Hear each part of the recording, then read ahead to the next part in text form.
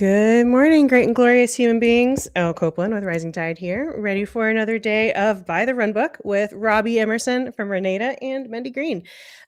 Today we're picking up at 2.210, feature ID 1044947. I feel like there's a lot of fours there. Did I say four too many times? Anyway, we're specifically going to be talking about ticket entities and the rest of 2.210. As per usual, you can follow along with your Halo notes, or you can use the Halo releases.remy.dev that Robbie has been so lovingly developing. And speaking of Robbie and Mendy, let's go ahead and bring them up. Good morning, guys. Good to see you. It's afternoon. It's afternoon for me. Afternoon. Good day. Happy Tuesday. So before I leave, you guys are doing okay today? You're alive? Yeah. Robbie, you seem well. It's a bit sunny. It's a bit sunny here, as you can tell. I think he's almost a ghost-like. This is with my curtain closed. So, yeah. Goodness gracious. Are we sure he's alive? We don't complain. Sunshine is good. Yeah, you're definitely a little sunny, which is rare, right? We don't get it much over here, especially in March, so we can't complain. Very good. Well, as I was telling everybody, we're going to pick up at 2.210. Specifically, you guys wanted to talk about ticket entities and what that means. And for everyone watching, please drop your questions, comments in the chat, and the guys will answer them. I'll try to keep an eye on them, and I'll be posting the features as we go along. Anything else we should cover today, Mendy and Robbie? I think that's it. All right. I'm going to jump off. Y'all have fun. Thank you.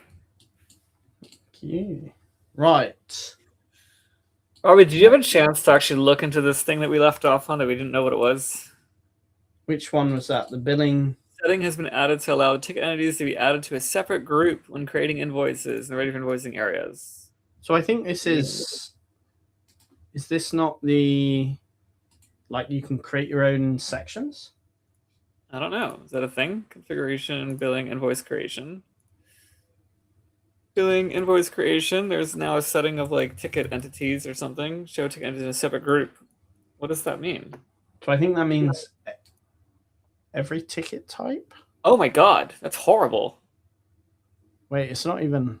It's not every ticket type. It's based off every entity. So travel hours versus labor versus items issued versus tickets. Does it all show the same on? So what does the ready for invoicing screen look like now? The main one. I don't know. Nothing I think it's changed. the same. Nothing changed. I think it's just these groups. So it's just additional options. So let's just turn that back off and forget it exists. Yeah. Let's just see what it looks like. It's under invoice creation.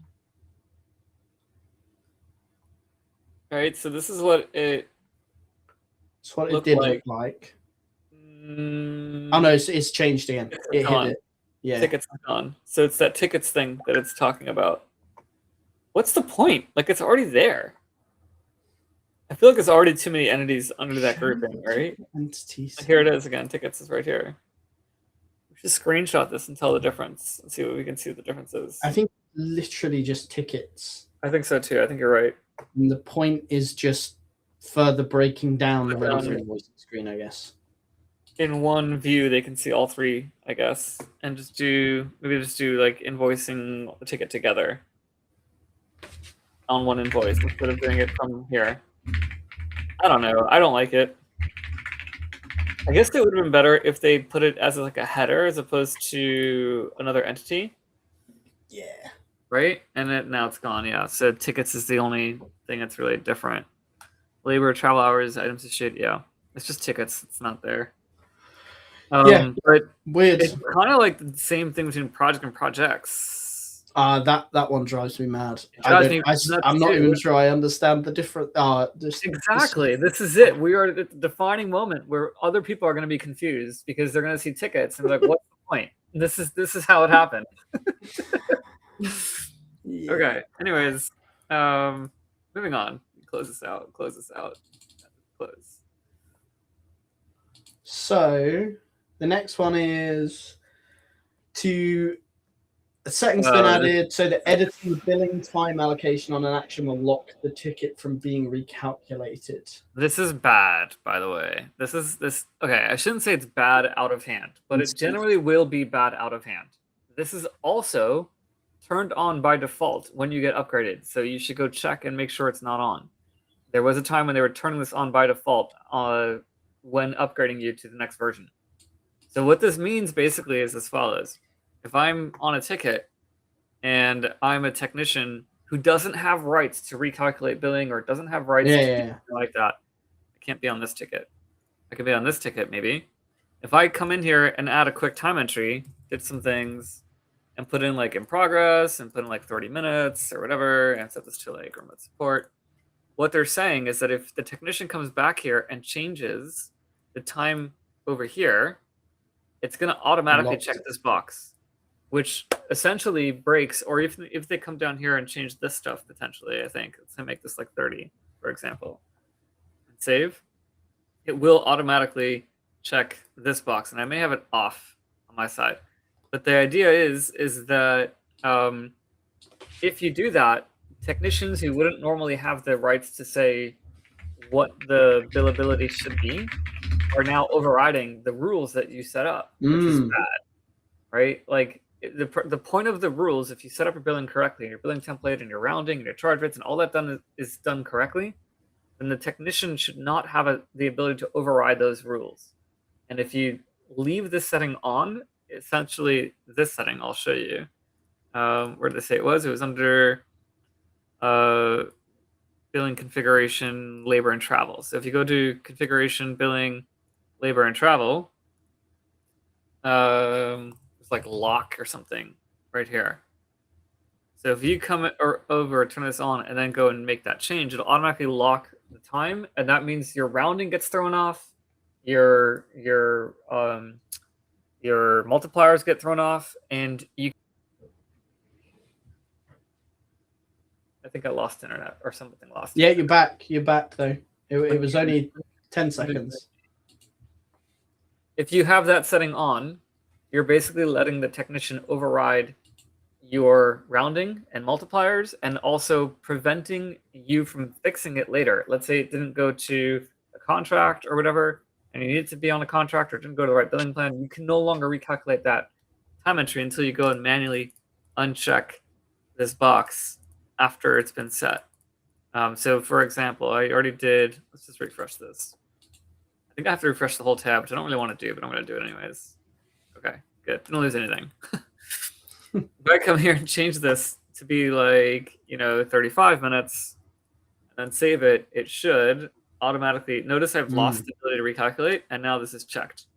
And then the only way you can recalculate this and fix it is by essentially coming back and unchecking it manually, or finding all the ones that were done and doing it through some automation, whatever. And when this setting came out, it was being turned on by default, because what happened was they actually didn't have a setting for it. They just changed the behavior. And then afterwards, a version or two later, they went back and added the setting. And by then it was on. So they just left it on. Right. So you want to go turn this off if it's on your system, most likely. There could be scenarios where you want this to be on because for whatever reason. But the reality is that a manager or somebody who has the ability and the right to say that I'm overriding our normal billing plan because I understand what that is and I'm changing it in this case. And all they have to do is check that box manually on the time entry. There's no reason to have Halo do it for you automatically. Right? Yeah. So our recommendation, I don't know what you think about everything I just said, but this should be off. 100% agree. On that side. Moving on. That is... I did lose the place, actually. An option, the variable value has been added for nice. The opportunity value. Yes. That's the value based off percentage, right? Value against percentage. It's actually, I think this was me, but to be able to add this to Kanbans. So yeah, we wanted that one now. That's pretty good. I have a feeling this next one doesn't actually work. I think I can still break it. Setting a workflow step algorithm mentions that invalid step not be set. Why would you have an invalid? Is that because you deleted it or something? Yeah, and I'm pretty sure this won't solve that problem where you just delete it and then it's Yeah, what invalid. happens if you delete and save it? Does it like block it or? I bet it doesn't. Find out in a second. Okay. Create a new one. Create an action. Have that action. Move to that step. Save it. Let's find out test. Delete this. Save it. Yeah, it's still broken. Yeah, that doesn't do anything. It can still move to null. Yeah. Okay. Moving on. Setting has been added to the so that during invoice creation, the invoice address of the customer's main site will be used by default, as opposed to what? Yeah. What would happen normally? I don't know. Why would that even be a setting? The invoice address of the customer's main site will be used by default. We'd have to understand like default behavior to be able to make a recommendation what to do here, I think. Where's the setting? It says it's billing invoice creation. Site address. Use it all lines. No, that's the only one there. What does it say? Use the invoice address to the main site of the customer. Invoice address. Associated with the main site of the customer on invoice. Always use. That's very different. That's a very different thing. It's also said associated, not from. Okay. By default is not the same thing as always. Yeah. Okay, so if That's you need different. that, great, but it's unlikely you need that. Yeah. Especially in the US, taxes are associated potentially where you're shipping to, the invoice where you're shipping to. That may change how you assess taxes. Like you don't necessarily want to be the main site every single time. Though I guess you'd have delivery address on the invoice. Is that a thing? Do you have delivery address on the invoice? Yeah. Change that. Okay. Yeah, you do. I guess that doesn't really make a difference. Okay, so I guess credit notes can now use today's date rather than the invoice date. That makes sense. So if you create a credit, it credits with today's date, not the invoice. Credit date. Yes. Makes sense. Yeah, that's required. I would recommend turning that on. Yep. Stripping forward and read from the beginning of emails when creating new tickets. I think this makes sense. I don't really know why you on the subject line of the ticket. You're saying? Yeah. So if somebody else forwards a ticket or forwards an email to your support desk, then it will strip the FW from the start, which I think makes a lot of sense. I don't know. I like knowing that it came in forwarded. Because like in some cases you kind of like know you need to figure out like where it came from, how did it happen, like in a diagnostic situation, and it gets a little bit confusing when it doesn't look like it was forwarded and it really was. The other thing which I'm not sure about is if you had, and maybe this is here for this reason, but if you had a ticket with the same subject without forward and then somebody else forwarded it, would the ticket now match into the existing ticket where it wouldn't have done before? I don't know. Yeah. That would be a use case I could see, is that this would help to then match the ticket to the existing ticket you have open. Right. Yeah. AI generated summary is an available column in ticket column profiles. Cool. That's cool. I mean, how long would that summary be? I feel like that would get a little long, no? Yeah, it does seem like it would be long. Well, it's a text. It's a single text line. It could still go long. It still would go long, but not too long. It's not richly formatted, at least. Yeah. I don't hate it, especially being able to search, like filter. You can filter based off that. Yeah, that's quite nice. Cool. Enable config change tracking for services. I had an argument with Halo about why they have these things as settings. There is a reason. Doing it, yeah. What was the reason? It's because if they weren't being change tracked before, then it could have an impact if you turned it on. What does that Similarly for mailboxes. So if they just started config change tracking them, then it could break for somebody who didn't realize that it was config change tracking it. Are you saying only if it's like this part here? If you turn that on? Yeah, I think it's more just generally if something wasn't being change tracked and now is being change tracked. How would that break the entity being changed? Like, I feel like that's, I don't know. That's a big question. Right? So, like, does that mean we shouldn't just go turn it on? Like, what's the difference of them turning it on or us turning it on? This would make sense. Stable editing of config tracked entities means that, like, in production, you can no longer make changes to services. You can no longer make changes to mailboxes. Right? Yeah. And go through, like, the whole change control process. There was I'll just see if I can find the email. Because Tim told me there was a reason. Here we go. Hang on. Message in this conversation. I feel like that would be a big question. Like, why can't we just? What's going to break? What are we breaking by turning it on ourselves at that point? It's important this wasn't turned on. This for the mailbox one. It's important this wasn't turned on by default, as it will cause mailbox changes that are made in UAT to be pushed to prod if you have UAT to prod set up. So again, it's that thing of if I didn't know it was doing it and I have it set to automatically push or to push from UAT to prod, I could cause myself problems. So like, I kind of get it, but yeah, it's just annoying it being not one thing to enable change tracking. What they should do is they should turn on, like, change tracking should be on by default across the board, because like having that audit log is really, really important. Yeah. But what they could do is, like, in the setup of the UAT instance syncing, you can choose which entities to sync from UAT to production. You should be able to.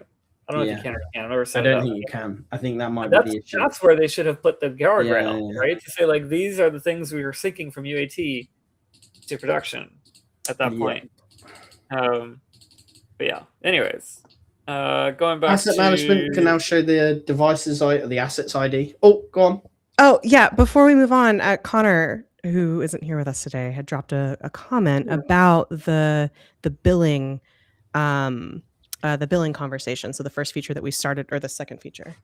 So I'm just going to read it for the audience and then see what y'all's take is on it, since he can't be here. So he says, backseat driver here. Sorry, I can't debate live. Just on this setting is labeled automatically lock actions from recalculation when manually editing the billing time allocation and is found in configurations, billing, labor, and travel. My visceral reaction is that if you're deciding to go in and override the billable/contract time on an action, then having it lock is what should happen. If it doesn't lock, you adjust time from my quick tests, but only if you go in and adjust billable time. I'm not saying you can't manually lock it, but I feel it's rare people are overriding billing, and if they do, and then the ticket is reopened or closed, it would recalc and undo the change if the option is not checked. Connor's thoughts are that it's better to overbill potentially or not round correctly than it is to miss billing because you forget to check a box and then the ticket recalcs by itself. So any hot takes on that hot take? Yeah. If we're going back to the idea that your billing rules are set up correctly, and the technician themselves shouldn't have the ability to do that. So either if you take away their ability to make changes to those two fields, and I 100% agree, then by all means, right? The primary point was to make sure it stays controlled. Right now, the way it is out of the box would generally leave it uncontrolled. So either taking away the technician's ability to change that billability time, because they don't know what those fields mean necessarily. They don't know what it is that they're changing, or making sure that you don't lock it and let them do whatever, and let the person who does know what the fields do check that extra box while they're there. But a third point I'll bring up was when this setting first came out, it was not just limited to those two time fields. It was limited to anything that you did on the action, which could be why I have a little bit of an overreaction to this, because we were dealing with clients. We do, like, half our clients are on beta, right, in Rising Tide. So we were dealing with clients who got this feature the moment it came out, and then we're getting messed up because of the time entries being locked automatically just by going back and editing the note. it was causing an issue. So that's why I have my gut reaction to it is to like turn it off. But even in this case where it's safer now, so to speak, you still want to make sure that you have guardrails in place. And then in terms of like overbilling or having like, you'd be surprised at how many clients kick back on those invoices and have like the billing person gets frustrated. Why do we have this invoice billing at a non-rounded amount? Why are we billing this for this amount when it shouldn't be that amount? And again, the technician making those changes wouldn't have that ability to say that. They should not have any say in terms of what billable time is or not. They should just say how much time they spent and what was it spent on. And then the system, if it's set up correctly, will determine billability and will determine contract coverage and rounding and everything else like that. And only someone who actually knows how that system works can go and override. So that's my take. And I stick with keep it manual because it's a sensitive issue. It's a sensitive area in this case. And we need to make sure that someone's intentionally doing this on purpose and understands like an I accept button that they're clicking, as opposed to letting the system do it automatically. Yeah, I think either can be fine if you understand, if you've configured it and you know which way around it works, right? Right. And it comes down to realistically, should this have been turned on for everybody when a million other settings that should be turned on for everybody aren't? Why was this particular one turned on for everybody without? It was a point I made. Yeah. When I brought it up. Yeah, you said out of hand. A lot of, this is what we come to with. That's why these conversations we've heard from people. These conversations are very helpful. Is because you shouldn't just turn everything on. You should be very intentional about the process and the intention behind it. Connor's typing, but I'm going to hop off and let you guys. No worries. I'll keep it up as well. I can parrot what Connor says if needed as well. Cool. Asset management now shows the asset's device ID. Has reconfirmed that it does appear to be on for everyone at this point. So you want to. So if you don't want this on, go back and check. And if you've been noticing some oddities with your billing, it's probably because of the setting potentially. Yeah. Understand what it does and make a decision based on that. Definitely. Cool. Cool. Next one was device ID, asset device ID. You can show it up on the asset, which is not a problem. Okay, cool. I guess saves you looking in the URL bar, right? URL bar, the URL. The ability to specify different credentials per instance for custom integrations. This is cool. If you're using different environments, then super useful. Again, so you can understand which caused it and potentially have one set up to not make any changes and blah blah blah. But super useful. Yeah. This is also useful. Main site address can now be used as a field on client and site column. I always wondered, why the heck would it not be there? Now, I really hope when it says main site address, it's talking about the client side and not site, because site has their own address that they should be displaying, not the main site address necessarily. Yeah. Or is it saying it's another column that you could show against the site of this is the site's address, this is the main site's address. Maybe, okay. Yeah. I'll give you that. Added a new way to load the instance area to improve performance. Don't check diffs when getting changes to sync in advanced settings. So I'm guessing when you pull up the linked instances in advanced settings, it would basically try to compare the two at the time. Yeah, and if you've got a lot of changes, that would take a while. It could end up taking a while and not loading properly for people. Same thing, added a contract configuration allows tickets to be created from this contract schedules. Oh, that's great. This is great. Have you got anybody who uses contract schedules? We do. Yeah. But we also have a client who does use it. We've got a few, and it solves a very specific problem, right? But it actually works quite well. But this was probably one of our minor complaints. Because right now the ticket's created at the time of the appointment. Well, you know what I'd really love is if we can specify a ticket to create the appointments, and that would be amazing. Yeah. Because we have a project for the client, and then we have scheduled appointments recurring on our contract, and we'd want that to go onto the project, right? This contract is linked to that project. We'd want all tickets to go onto that project. or all appointments to go into that project. So that's like what we're doing right now is kind of janky for Rising Tide, but we do have clients that use it correctly differently. Yeah. Do you have it? What you link it to the project after the fact as a child ticket or something?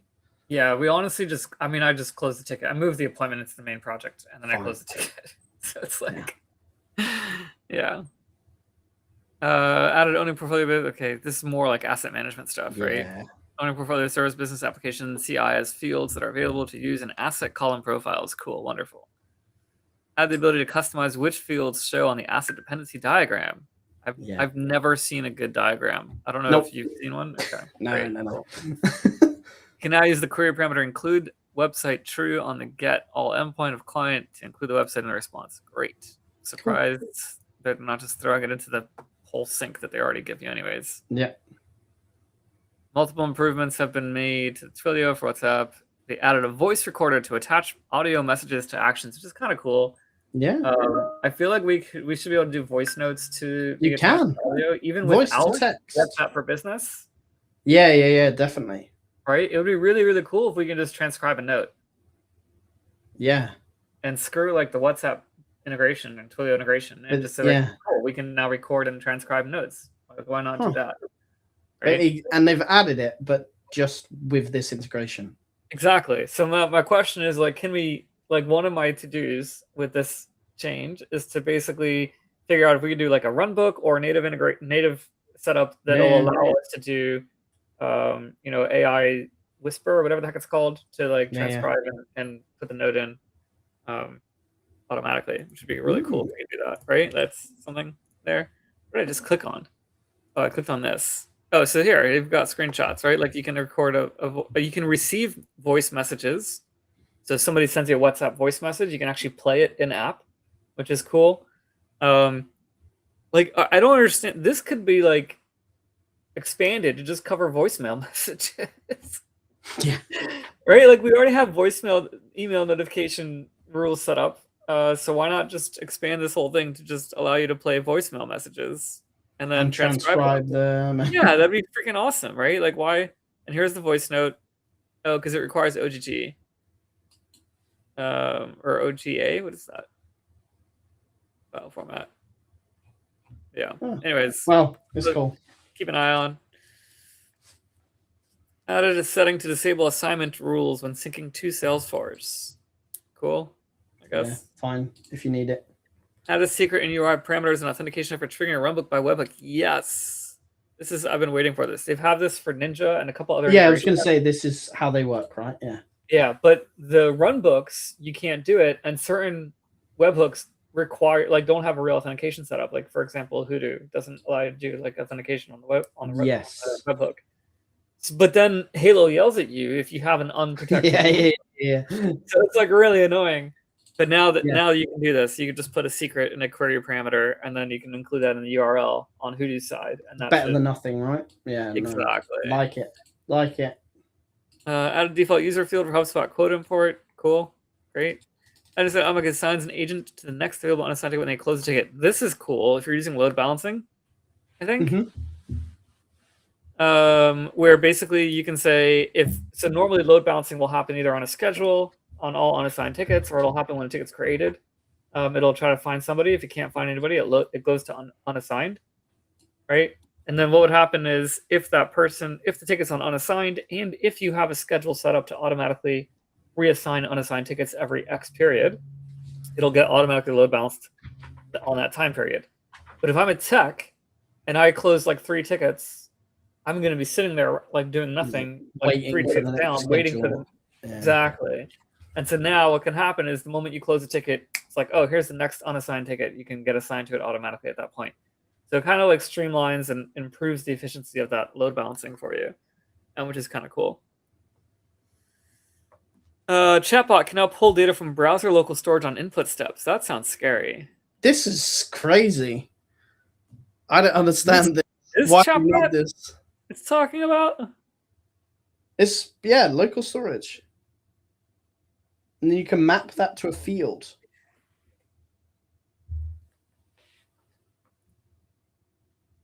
That is interesting. That seems scary. Let's just do. I mean, I guess what would be inside of local storage already? Can you set local storage from a chatbot? Do you know, or is that not I there yet? don't think so. So what the heck is the point of that? You could get Maybe if it's like a data custom from chatbot. local, so you could get data about the machine, right? I guess so. I don't know. It There's a seems load wrong. of stuff in local storage for. It just Halo. it seems wrong. Like, what? Yeah. Halo shouldn't be pulling that information. Yeah, that's odd. I mean, if you need it, great, I guess, but that's Probably an scary. IT something. And more Asset options for asset fields. system fields. More fields can now be hidden or made mandatory. Additionally, all fields within these visibility options can now be displayed in their default tab, the details tab, or a custom tab. So it lets you move things around now. That's cool. Yeah. They're doing this in more and more places, right? This is effectively Yeah. more and more screen layout profile stuff. Dynamic button visibility to asset custom buttons. So this was really interesting because this was your whole thing with external link, which is not in this release. And I was like, this is great. It's not in this. Where did the external link come out? It came out. The change you wanted, I think, is in stable, but it's not in this release. I mean, it's definitely in our current. It's definitely been unstable now at this point. But like, you're saying it came out before, like after this? Feature? No, sorry. I mean, adding the buttons for an external link. Right, I know. I'm following. Yeah, 220. So it was after this release, but it is in the current state. Yeah, 220.1. Yeah, okay, got it. So this was already here. They could have done it using dynamic visibility. I don't know how. I've honestly never even tried. Like, I haven't. How often do you go to the custom buttons area? I'm literally in it right now, and can't see a way that you could do that.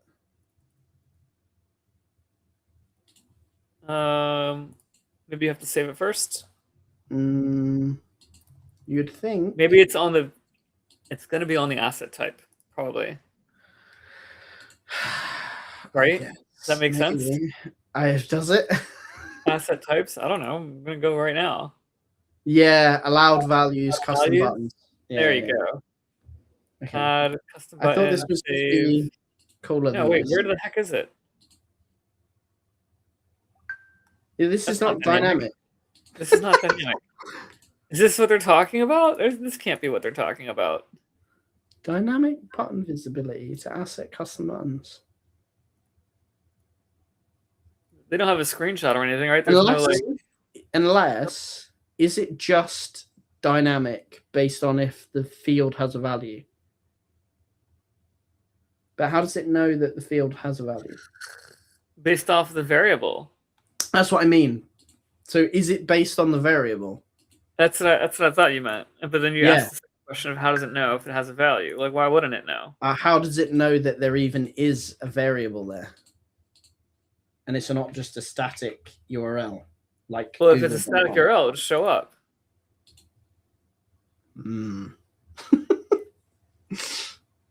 Right, variables should be included in the curly brace tag.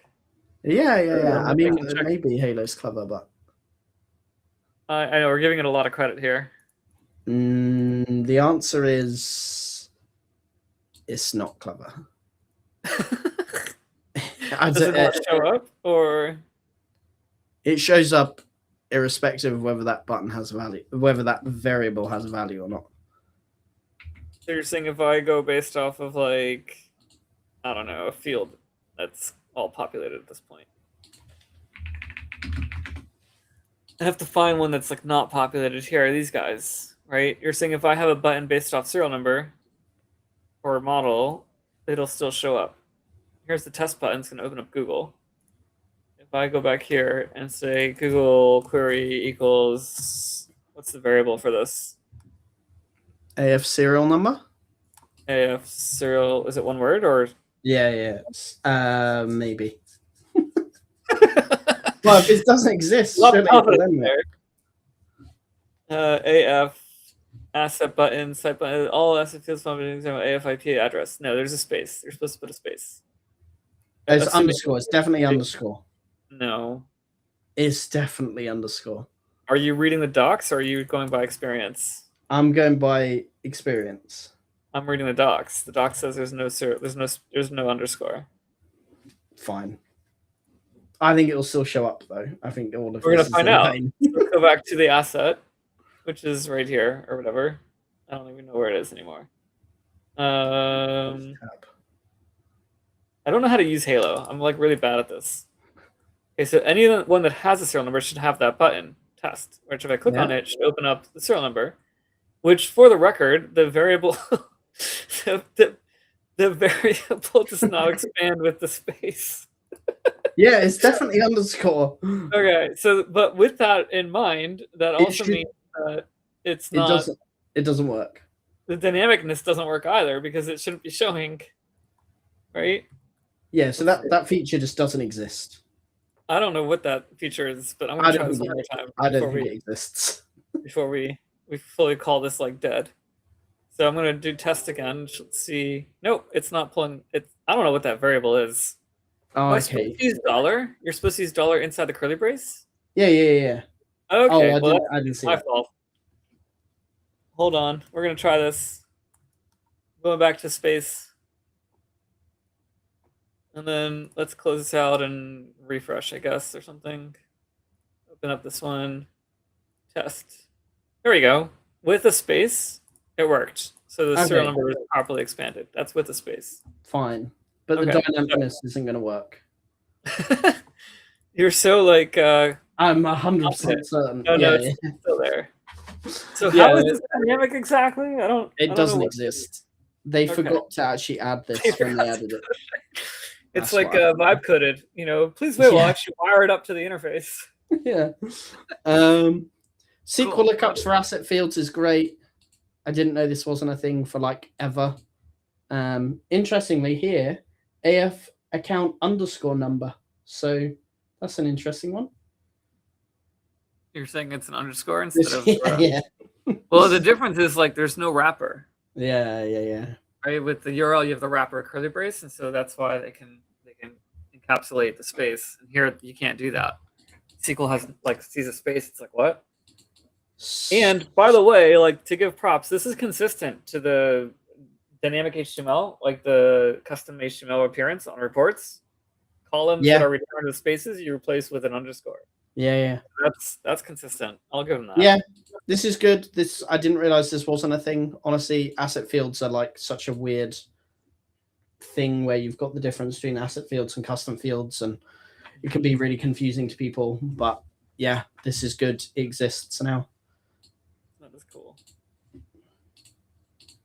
Allow bin selection for non-serialized assets. Yeah, great. It's just an option.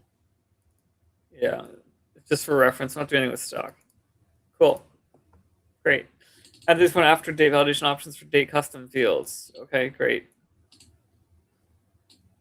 So I think previously date validation was like a hard-coded date time thing. I think you could do now, or after now, or like greater than, less than now, all that kind of stuff. Okay. You couldn't say 5 days from today. Right. Right. The annoying thing with this is you can't throw custom errors for failed validation. So like a good example where you might want to use this, although I often go back and forth on whether you would, but let's say a new starter must be submitted 5 days before the person starts. Yeah. If they set it as 3 days, you could throw an error saying it must be 5 days before, or it must be 5 days from now. If you had custom dates, but in that scenario, they still need a new starter. So what are they going to do? Not put the ticket in? Yeah, it's like, but it would be nice. What would be nice to do is basically drive a lookup off of that date to calculate the difference, and then based off of the calculation of the difference, throw a 1 or 2 return that would then make a banner visible or invisible at that point. Yeah. All right, so that would be nice. Yeah. Workflow stages field is now available in the report query builder. Great. Cool. Nice. They're building out more on the report query stuff. If you've been scared of reporting because of SQL, you should not be anymore, because for the most part, they've got a pretty good build out now on the query side. The query builder is fairly complex now. Yeah. it really struggles when you're talking about relating non-directly relational things, right? But if it's basic reports, you just want open tickets or closed tickets, then you should be able to do it with the query builder. Yeah, and they do have some, like the ones that are obviously linked are available to do. Yeah, the ones that are not obviously linked. New Relic integration. Cool. I don't know anybody who uses it, but sure, there's a new one. You can now configure whether the phone number field is mandatory on the ticket type level when end user raises ticket anonymously via the portal. Okay, great. Good. Add a ticket type setting, automatically set start target date based on child tickets. Yeah, this is great. This is good. Project. Isn't this? I feel like this is always there. No. Nope. Project level, you can now say the start and target date is based on the. Maybe it was global setting, and then they changed it to ticket. They added a ticket type. I feel like the setting was always there. I feel like it was there under project management on a global level. I don't think it was. But if we go looking for it and find it, we could just be like, oh no, it's part of the new feature they added. I don't think it's a thing. Maybe not. Maybe it's not here. I do remember it being. I can't find it anywhere. Okay. Oh, because you're doing the global search now. That's something. Oh no, I wasn't doing that, but yeah. I should do that here. Why is it not finding it? Start date. Maybe is it a setting you have to turn on? Maybe. Settings. Right? Is that a setting we have to turn on? Anyways, whatever. AI can now suggest category values from a configurable list of category values. This is okay, I guess. It's kind of a bit of a weird Halo implementation of this, but I guess it's better than nothing. You can set up a list of categories that AI is allowed to categorize a ticket as, and then it will show up as an AI suggestion. So, yeah, it's not bad, but you have a limit. It's going to feed the AI your category list. Yeah, but only up to 50. Oh, only up to 50, because they wanted to try to keep it within context. But there's 50 is like nothing, but whatever. Keeping in mind that they're giving you AI for free as part of your thing, and so they have to like regulate the credit usage, right? Because this is part of their. If you want to do this on your own AI, like this is stupid easy. We've been doing this from the beginning, right? Like we just take the full category list, dump it to the AI, and so here's a ticket. Like tell me which category it is. Yeah. Which it does pretty well for the most part. If your category list is good, it does pretty well. Yeah, it's one of the really interesting AI discussions at the very beginning was the whole idea of vectorizing all your tickets and then suggesting a category based on previous tickets. The problem, but I'm not even talking about that. That's different. No, right? no. I agree. Is that what you're about to say? Yeah. The problem with that approach is shit in, shit out, right? Yeah. Your categorization was probably bad before because, as I say to everybody who I discuss this with, your technicians don't care what the ticket category is. They never have. They never will. And so using vectorization, there's two problems. One is probably not good data to begin with. And two, you can never have a new category that way because it will never suggest a category that hasn't been picked before. So adding new categories in becomes a pointless effort because the AI will never suggest them.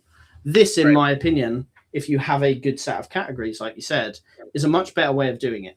I always say, if I could walk into your business today and categorize tickets effectively, if I cared, if I sat down and said, this was my job, I'm going to categorize your tickets. If I can do it, AI can do it. And the difference is that the AI actually does, quote unquote, care about getting the right answer and is trying to do the right thing, whereas your technicians are just picking the first thing that comes up. So, yeah, this is good. As you said, Halo have to limit it to a degree, so 50 values is better than nothing. Right. And yeah, the only other thing I'd add on top of that is also like vectorizing and embedding matches is great for a lot of things. The problem with it is it starts with the fact that the tickets have to match. Yeah. Right. And so a lot of the reasons why, and out of the box, by the way, if you've started Halo trial from when they started giving out free AI, and you're before they've fixed this, your default settings out of the box is broken. And what I mean by that is not that it won't work, just that it won't practically work. It's going to embed the details of the ticket, which is not useful by itself. What you need to have happen is you need to have AI generate a summary of the ticket so that it have a consistent, clear view of what the ticket is, and then embed that summary, because that's more likely for you to get 2 tickets that match, as opposed to getting like one email from one user, another email from another user, directly trying to compare to each other. It's less likely they're going to match properly. Yeah. But with the AI summary can use the email from the user, can use the details of the ticket, the category, any notes that came in, essentially. And the other thing is, like, you kind of want to make sure you're embedding both on creation and also like at some other point. Maybe when the ticket's closed, maybe after like correct triage or something like that, just re-embed that ticket so you have like a more accurate vector of what that ticket really stands for. Because otherwise, like, just out of the box, even ignoring the fact that the categories are probably wrong, the chances of 2 tickets matching and embedding correctly are highly unlikely, or more likely they're going to match incorrectly, depending on the vagueness of the issue that reported by the user, right? So that's another part about that. Yeah. Added the setting, allow agent site restrictions to restrict against the site's users and the site's organizations and user settings. What? I have no idea what that means. Allow agent site restrictions to restrict against the site's... What the heck does that mean? Where do you think this setting was added? User settings. General settings, you think? Users general settings, yeah. I lost my side pane somehow. I don't know how I did that. Allow agent site restrictions to restrict against the agents, against the site's users and the site's organization. I don't think they meant to use the word. No, it is agent. Agent site restrictions to restrict against the site's users. So you could restrict an agent to certain sites. Yeah, that's what I'm thinking now. Configuration, teams and agents, go to an agent, pick a random person here. Would it be client restrictions or would it be somewhere else? I'm guessing, can you do this? Permissions and then allowed site only has one thing. Access control? You think it's under the site level? How dumb would that be? I don't understand. I have no idea what that setting does. I don't know what that setting does either. User level? Permissions?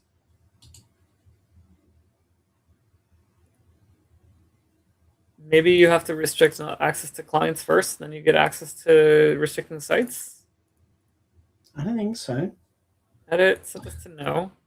Accessible client, add one client, save. No, there's nothing here. No idea what the heck this is doing.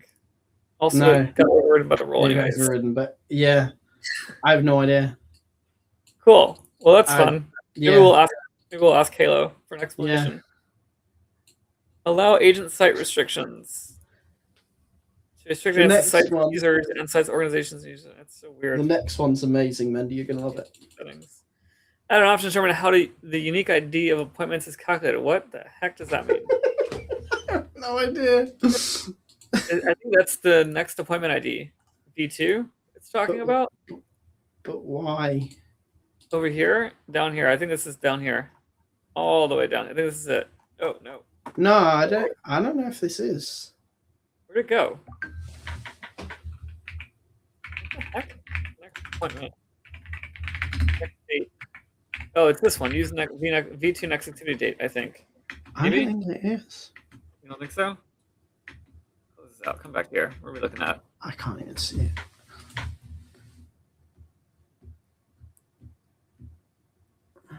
It's the unique ID. Oh, it's got to be this thing here. Hold on 1 second. We may not be able to see it because it's going to be on the Exchange integration probably.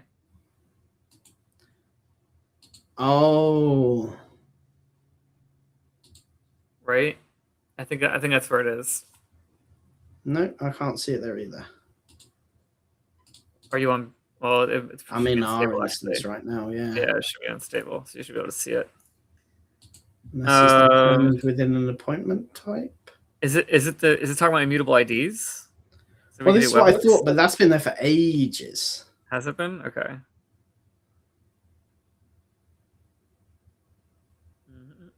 We have to start inviting Morgan back on so we can actually get dev tickets, don't we? Yeah, so he can start like pulling actual details, or we can just complain to them and actually get like real notes added. This is ridiculous. All right, well, moving on. We're batting zero here. Some of these. Yeah, that's crazy.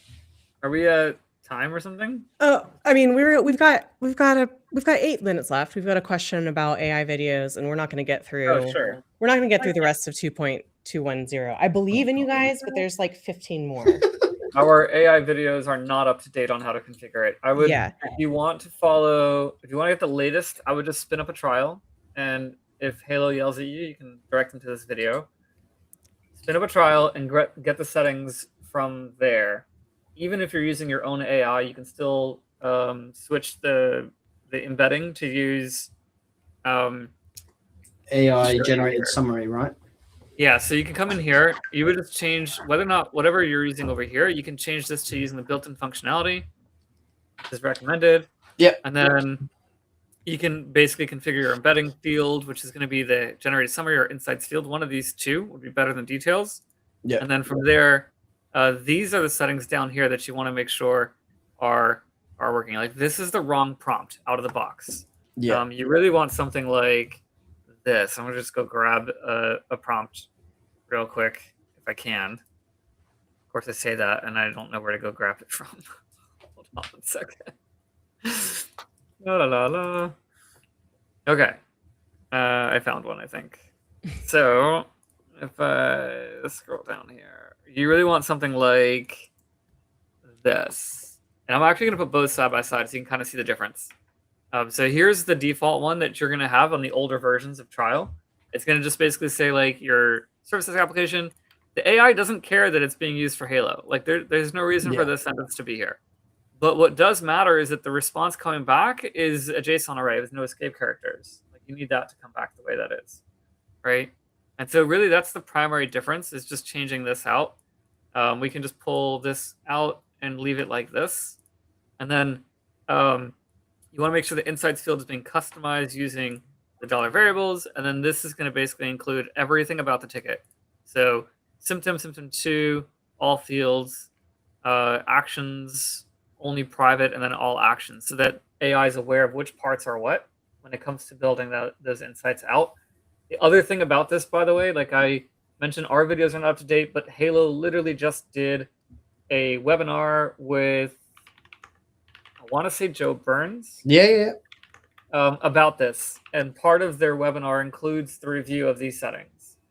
So you can look at that video if you like, or what I would do if I were you, I would just spin up a trial and come check these settings and grab these details from it. And then the AI Insights comes from here. And then all the matching stuff that occurs is like up here, I believe, where we can configure AI suggestions. And then you can basically utilize their built-in automation to do a bunch of automations out of the box over here. So even though you can't do your own runbooks with their built-in AI, with their free AI, you can still do quite a bit of work in here. Definitely. And I would take a look at this. This entire section is like more or less brand new, and I say brand new, I mean in the last like 30 versions or so. Yeah. So yeah, I would take a look at that and making sure that since we're here, one of the newer things, which is actually, I think, quite worthwhile, we've implemented custom quite a few times, but now it's native in Halo. It's nice to have. You go back a step, the allow AI to create a conversation summary. This is fairly quote unquote new, but to summarize the conversation, in order for it to do this, or in order for you to see it, you need to add the field AI conversation summary to all of your ticket types that you want to use this on. But it's really useful. It shows, especially if you have long tickets, right? That's where it really comes into handy. But if you have long tickets with lots of back and forth, just having some kind of summarization of what all this back and forth actually was is super helpful. Now, so what I would do is I create like a field group, basically. Yep. And that's not visible across board. It's shown on a separate tab. And then I would just put everything into the field group and then put those field group on all the tickets, right? Because you can have like AI summary. You've got a lot of different things in here that you can include that you may or may not want to have showing up, but it's up to you, right? And then turn them all on, see what it does, turn the ones off that you don't need anymore. There's still some really weird behavior with the tables. So I think if you add AI match tickets, it doesn't work properly in the you field can't group. get it to show up in the right place and stuff. Yeah, there's some weirdness there. I generally these days more and more I'm creating a MISC field group that I then add to all ticket types. So you just add fields to it without having to. That's interesting. Yeah. And it's effectively, like you said, hidden everywhere. Like a base field group that shows up right. Another thing that I was thinking of, because we still have like another minute or so, and you can tell me, Robbie, I've been like, this has been running around my head. I haven't done this in practice yet, but it's what I'm thinking of doing. Is, you know how like the biggest issue we have with creating different forms in Halo is that you have to then manage all the different ticket types. It's just a pain in the ass, right? Yeah. What if we use the form as an entry ticket only, and then you convert the ticket type as part of the process immediately upon creation? And so the form is there to collect the data. You have two base ticket types, incident service request, that has every single field in the world that you ever deal with. Oh, so you add all the fields. Managing those two ticket types, right? And then when the data gets when the ticket type changes, the data is there because the fields are still there, right? So they're all on those tickets that are just hidden. And so the form exists. You put the data in, you hit save. The runbook or automation or workflow or rule, whatever it is you're doing, converts the ticket type immediately. And so the help desk only ever gets an incident service request. The only downside I see is reporting, right? Being able to report. Oh, you said categories. Categories still there. Categories there. Yeah. I could get behind it. One more quick question, if you guys have time. Do you know what setting or settings on an action need to be configured so that when used on a ticket, it triggers the SLA response target to be met?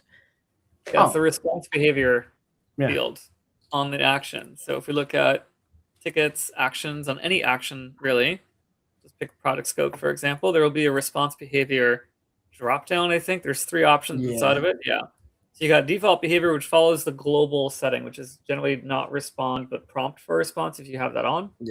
And then you can follow respond automatically and do not respond. I prefer keeping the default behavior set to don't prompt. Our philosophy is the technician should never be prompted for what to do. They don't know what that means.